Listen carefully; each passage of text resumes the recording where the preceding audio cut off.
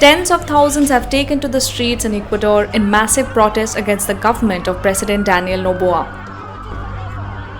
Residents and local leaders in Ecuador's central Azure province took to the streets to demand the suspension of a mining project by Canada's Dundee precious metals, which they say will affect a vital water reserve. Now, protesters also clashed with security forces in Ecuador's capital as demonstrators opposed the rise of diesel prices following the government's decision to end state fuel subsidies. Now, Noboa, a businessman and politician serving his second term since May, has implemented an economic policy that has led to thousands of layoffs aiming to cut down the salaries of the government's employees. Meanwhile, the government of President Noboa has granted Canada's Dundee an environmental license to start building the Loma Larga gold mine. In 2024, Noboa traveled to the World Exploration and Mining Convention in Canada and signed 6 agreements worth $4.8 billion.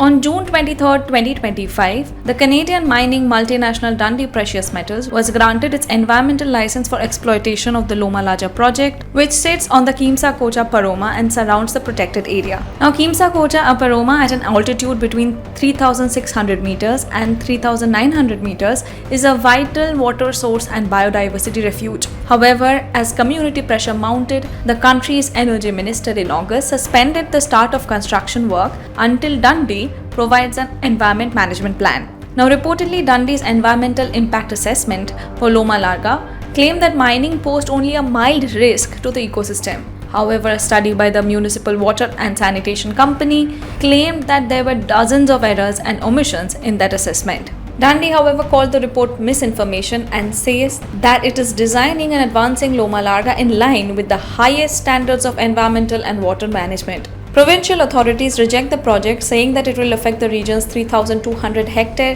Quimsacocha reserve and its surrounding paromas, highland moats that act as giant sponges and supply the bulk of drinking water to major cities there. Now, while Ecuador has significant gold and copper reserves, just 2 mines are operating in the country. Projects owned by Canada's London Gold and Equacorient, which is held by a Chinese mining consortium. Strong community opposition, environmental concerns, and legal uncertainty in Ecuador have contributed to a relative lack of mining projects. In other parts of Ecuador, the government has responded to protests with force. When communities protested against Canadian mining in Ecuador's northwestern cloud forest last year, Noboa sent in the military.